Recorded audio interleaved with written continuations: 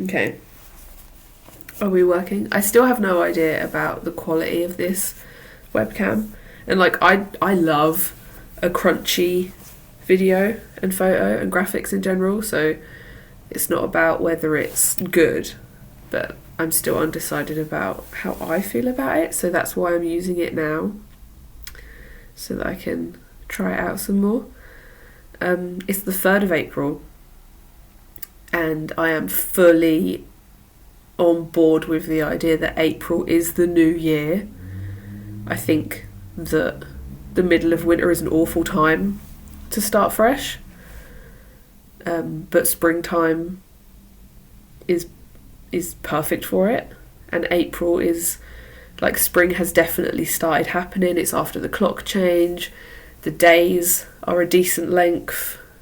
It's like, yeah, I can do stuff now, and I'm having a lot of thoughts about what I want to be doing and what might be possible with things, and I feel like it's a good time to actually just like really push myself and then see how it turns out and what I want to be doing and what I can be doing. And yeah, feels like a good fresh start time. It really does. That's where I'm at, is fresh start. New year. Happy New Year, guys. Happy New Year. If you're watching this, Happy New Year. And you won't be watching this at the start of April because I'm doing monthly videos at the moment. But have a new year in May. Why not? Happy New Year.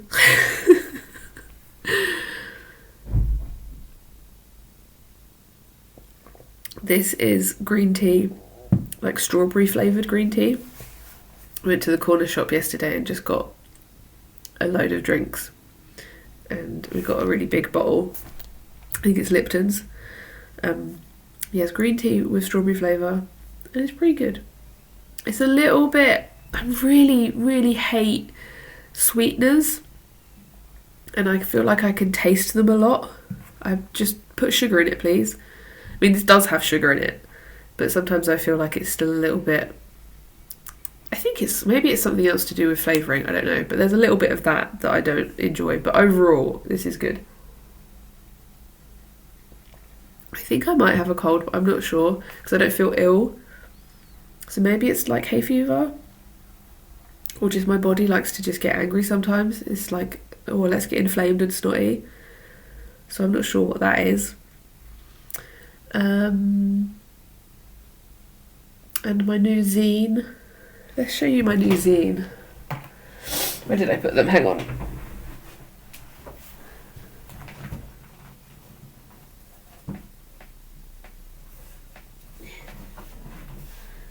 Here we go. Little Bits number 10. It's number 10. Can I move this little screen so I can see what I'm doing?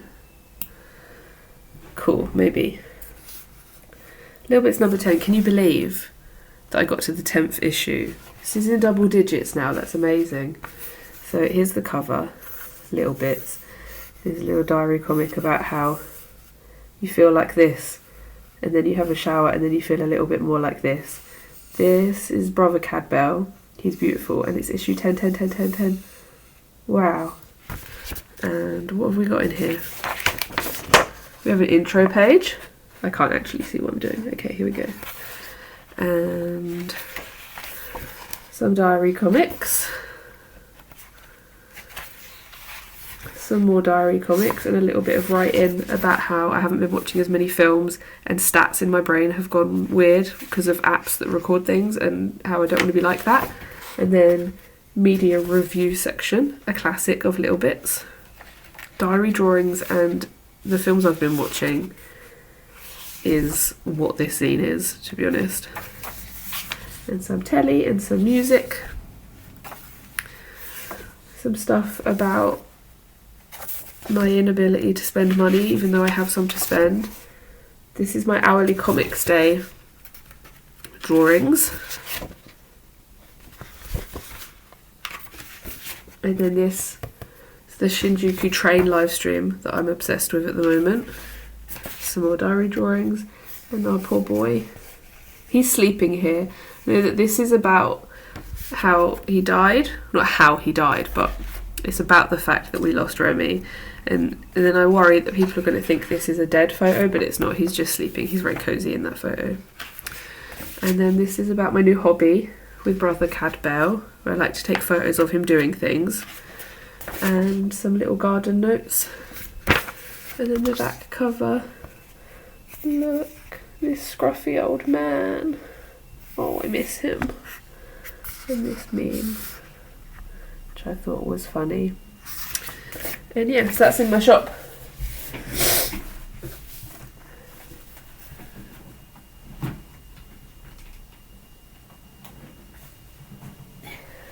And I can't believe that I've done 10 of them. I think that's amazing.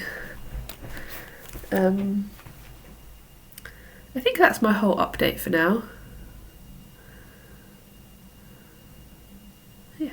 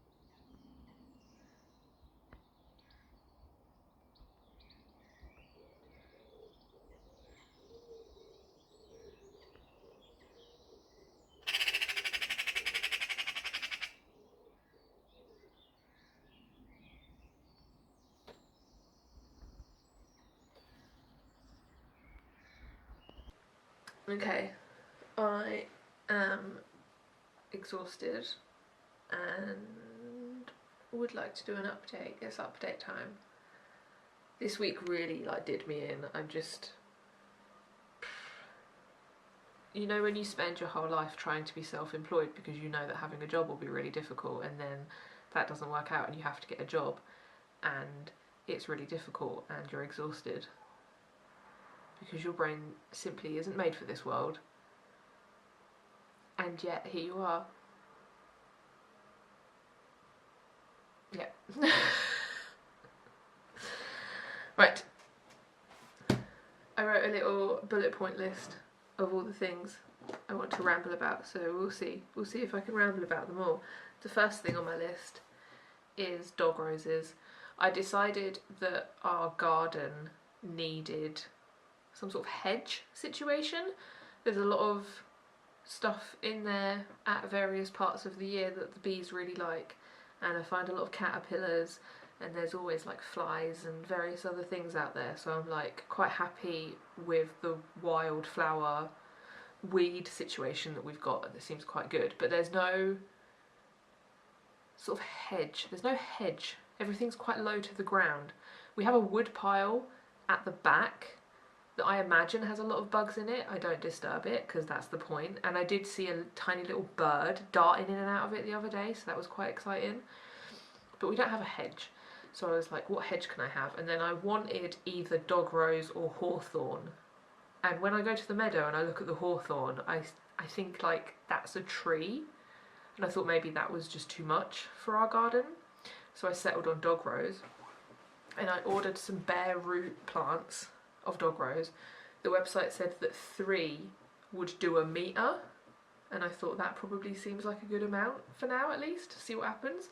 So I got 3, and they came in this, the box was like this wide and really long, and I was just like, that is so strange. And then I opened it up and they were just some twigs, they're just in there.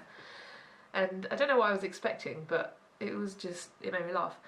And yeah, so I had to dig up a corner of the garden.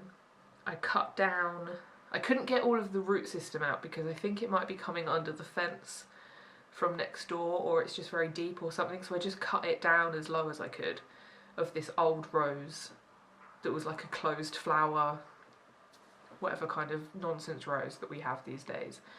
Cut that down as low as I could and then cleared a section, which I always feel really bad about because you inevitably disturb a load of insects. There were so many caterpillars in all the leaf litter down there. Every time I saw one I just moved them somewhere else, but I must have trod on some, and oh, it's just horrible. And then I have to remind myself that I'm just a large mammal and that's just what we do, so it's fine. I try to not squish guys, but sometimes you're just a big guy. And yeah, I looked them up later and I think they're Jersey tiger moths, which is pretty cool. I hope I get to see some of them because they're really orange and that's nice. And yeah, so I cleared the section and then I buried these dog roses, and they haven't done anything yet, but it is still April, so I'm just going to keep watering them because we haven't had a lot of rain, and I'm just going to keep my fingers crossed and hope for the best because that would be lovely. I love dog roses, they're so pretty, and then the flowers are really good for the bees and everyone in the summertime. And then the hips, apparently birds really like to eat the hips, so it'd be really cool, because part of why I wanted a hedge was because little birds like somewhere to hide, so I thought that that would be nice to give them. And then if also there's autumn food in there, then that can only be brilliant, right? So I'm very excited about my dog roses. Let's all send them good growing thoughts so that they grow good. The dog roses. Next I'll show you some things. I'll start with this thing because it was on top. I got myself a puzzle book and I decorated it. This blue tit was on the cover anyway, and obviously this title was up here.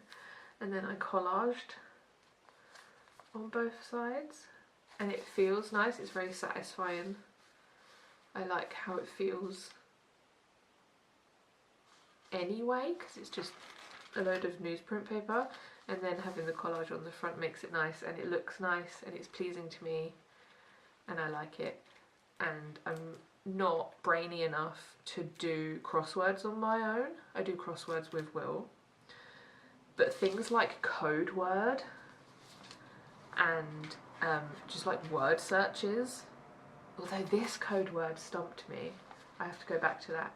And then like word searches I really like. I like Sudoku as well, but that's not in here. This is just like word puzzles, not number puzzles. But yeah, collage your things. It's awesome, it makes them lovely. And then at the Tesco bookshelf, like the charity shelf, we have so much luck at that place, I tell you. The first thing is this copy of The Subtle Knife, which I read Northern Lights for the first time last year, and I was just waiting to find a copy of The Subtle Knife to carry it on, and there it is. And I love that this is like so janky. It's kind of like water damaged, and it's like kind of crunchy. I love it. So I'm looking forward to reading that. And then Will noticed this Richard Scarry's Storybook Dictionary, which is just incredible. To just get Richard Scarry books from an unmanned charity shelf is just... like, look at this. It's huge and beautiful. And he just was... Is that a giant gherkin? Look at that giant gherkin.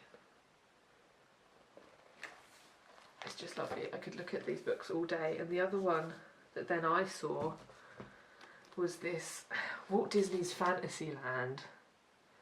And like, I'm not a fan of Disney as a company these days, but can't deny that back in the day they were doing some incredibly beautiful stuff. And oh my god, look at this Snow White with all her animals. Where did it go? This book is like from the 60s, and it's just, the print of that era is like really nice, like literally like the quality of the printing is just amazing. And then the artwork is so beautiful and the colours are so nice, and I can't believe that this is just on a shelf in Tesco's. I couldn't believe it. When I saw it, I was just like, wow, you only want £1 for this?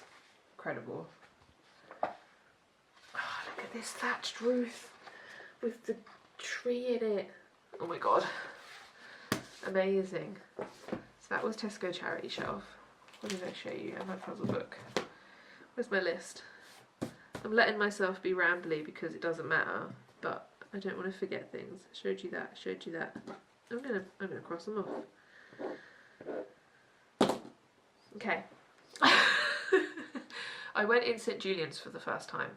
I noticed I was walking home from the city, and for the first time ever I noticed that the garden, well, that they have a garden and that you're allowed to just go in there. So I went in there because as ever on my way home from the city, I've left the city and I'm on my way home because I'm feeling overwhelmed and anxious. And then you see a quiet little garden that you're allowed to go in, and you're like, ooh, and you go in there, and then everything's like quiet and cozy, and there's bugs and there's birds and there's flowers, and you're on your own and you can just like relax and be like, wow, look at this stuff. And I went around the back of the church and you could see the bell, and I didn't know that that was there, and there was an old tree, and it was just lovely. And then a couple days, week later, I showed the garden to Will. And then we also went in the church, which I wasn't brave enough to do on my own. And we went in there and it was just lovely. It's quite small. I think it's rebuilt. It's not like the original church, but it's in the original place. And St Julian, in case you don't know, was an anchoress. So she was sort of like, she lived in a cell. She was walled in, like she couldn't leave, because she had visions from God and she decided that that was her purpose. And she was, we believe, the first woman to write a book in English in, what era is this? I have a flyer. Let me find it.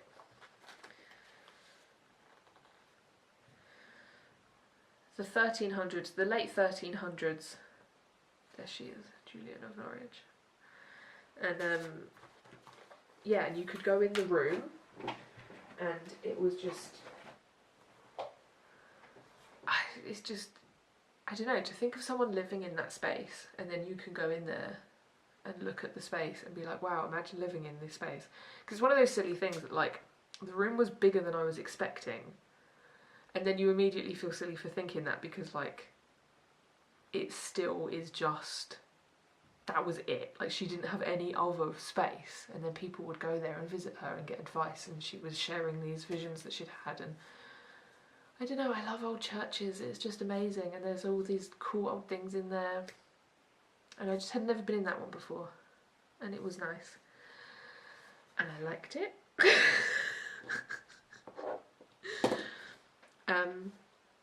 Show you this embroidery that I've been working on. I have trouble with birds.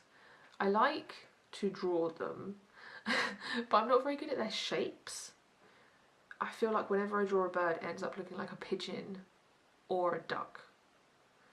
And I wanted to do an embroidery of the jay, because I've been seeing a lot of them, and I wanted to do some embroidery, and I was like, well, there's two things. And this one, I feel like she looks like a kookaburra or something.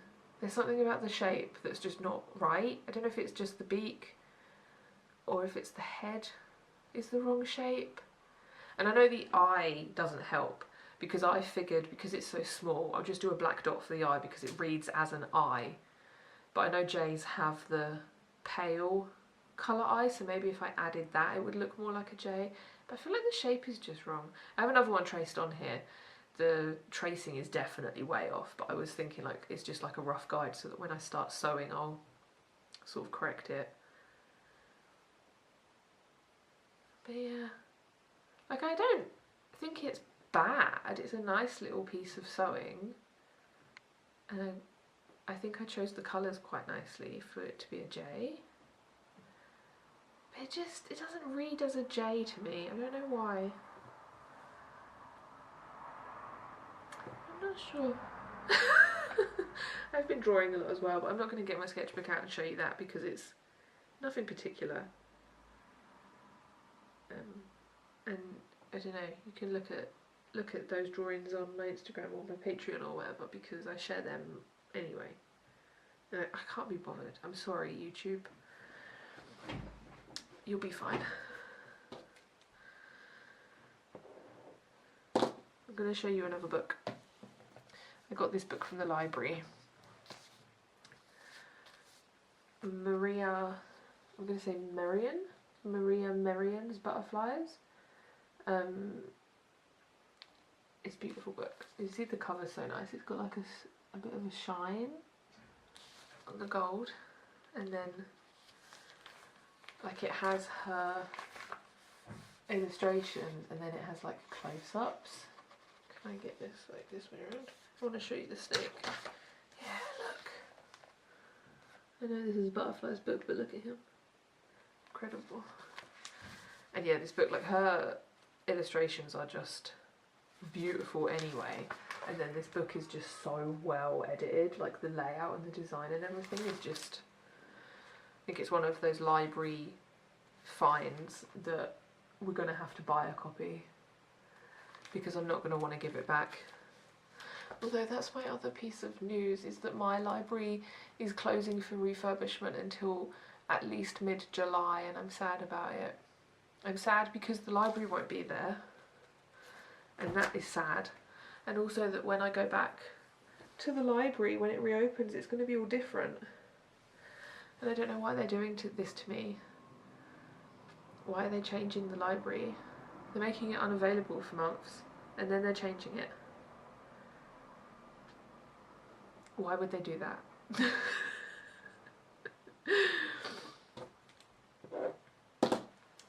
Yesterday we went to Baconsthorpe Castle, which castle is debatable, I feel, because it was a medieval building, and it was made like fortified because they were fearing attack, but it was just a rich guy's house. It wasn't protecting an area. I feel like a castle, I can't remember how Will put it. I feel like they articulated it much better than me. But like when you think of a castle owned by like a king or a lord or something, and it's like put in a strategic place to keep control of land and towns and stuff in the area, whereas this guy was just looking after himself. and his house.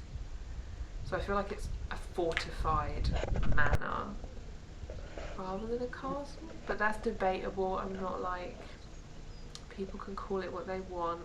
It's very cool. Anyway, it has a moat, and the moat actually still has water in it, a water-filled moat around this like 15th century ruin. It was really cool, and there were so many pigeons in there, and we thought they were swifts. I tried to film it. I have no idea if I actually caught any of it. We thought they were swifts, but I think they might have been house martins because they had really white tummies, and I think that's house martin. So that was exciting. They were just everywhere, and the ruins were really cool. I love a ruin. I love a ruin so much. It's just such a good day out to go to a ruin and to touch the flints and to think about how it used to be and what it is now. And there's just something cool about a building that's fallen apart. There's just something cool about it.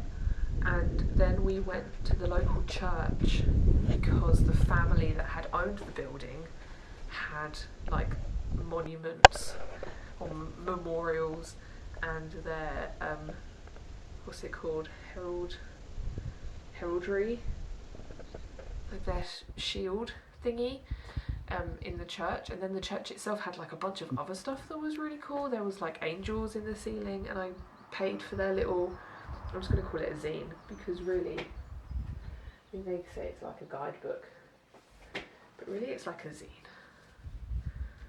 of the church. I bought this at the church, and in here it had a bit that was like talking about the angels in the ceiling. It's not in here, and I didn't take a photo because it was too high up, but in here it's like, can you find the monkey? And we were like, there's a monkey. So then we went back down the church and we were trying to find this monkey, and then I found it, and it was like in sort of like a carved wooden panel, and it's just this monkey looking like that, and it was really cool. And they also have this cockerel painting. I don't know why I'm doing this. This is covering itself up anyway. And this was painted in the 1300s, and it's still there on the wall in a church. I just think that's incredible. So cool. Ah. And there was some good like memento mori stuff in there as well, and also this rabbit on a, I don't know if they have a special name, right, when they're on the ground like that in the church.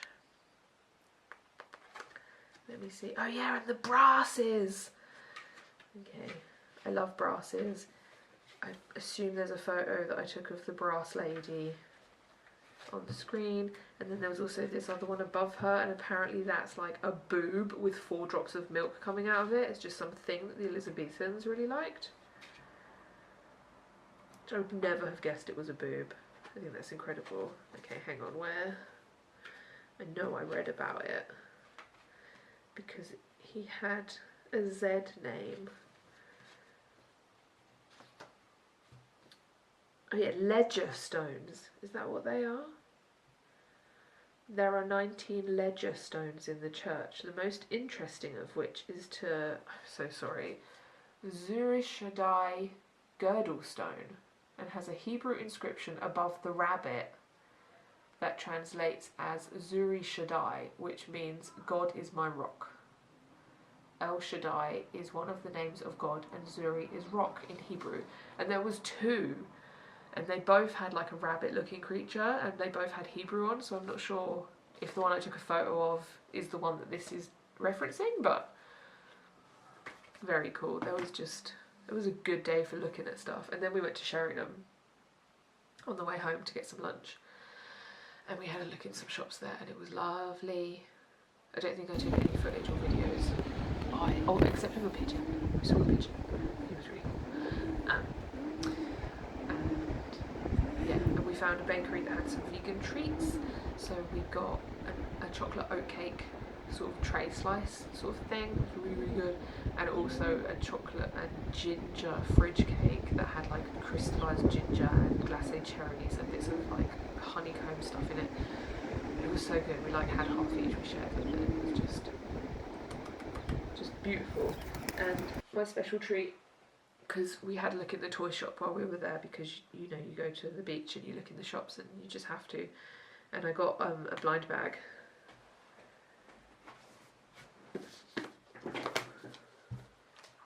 I'm going to be so mad at myself for talking so much when I have to check the subtitles on this. I got a Sylvanian Families Woodland, what's it say? Baby Woodland Fairy Costume Series. And I really, really wanted Rock Baby, and all I could think about was Rock Baby, and I was just, I would really, really want the Rock Baby.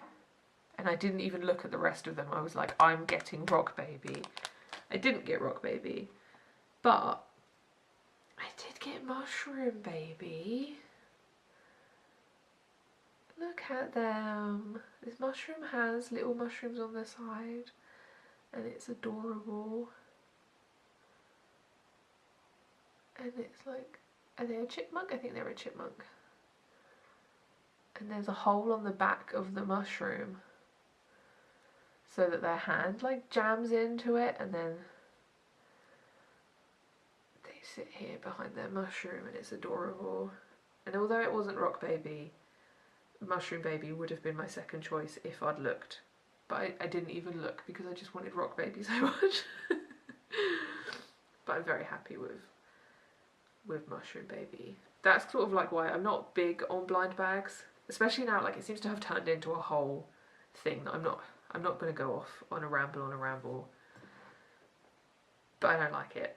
And Sylvanian Families though are just so perfect that even when you have ones that you want more than the other ones, it literally doesn't matter because they're all delightful.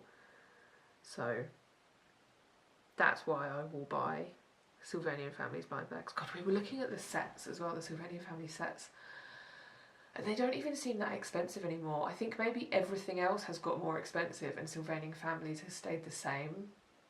So now when you look at the Sylvanian Family stuff, you're like, oh, that Fairyland roller coaster is only £33. That's so cheap, because everything else has gone insane. Because I remember thinking years ago that Sylvanian Families was quite expensive. Probably worth it because they're always beautiful. But you know, it's quite a lot of money. And now I was looking at them yesterday and I was like, oh, they're not that expensive. And now I'm considering filling our house with Sylvanian Family sets. We have a lot of the babies and I have a few of the bigger guys, but we don't have a lot of like scenery. Anyway, that's just a different thing. That's my list. Oh no, I have another thing on my list. I was gonna, this is specific to the UK. This is a public service announcement that X-Files now is all on Channel 5 player. If you search for X-Files on Channel 4, it comes up and then you try to play it and then it just has an error message. But Channel 5 actually have it, so I'm rewatching it and it's cosy and delightful. Buffy is on ITVX. It's all on there. And Angel. And I still have never watched Angel. This is like a years long thing. My camera's about to die. I was going to watch Buffy and Angel in sequence. I've seen Buffy but I haven't seen Angel, and I was going to watch them chronologically in the order that they came out, and I couldn't because then Disney were horrible and took away the ability to steal accounts from people if you have their password, so we got kicked out. And now I'm going to be able to watch it. So now I have Cadfile, Buffy, X-Files just rolling on repeat, cozy time, and my camera's going to cut off because it's flashing at me weird.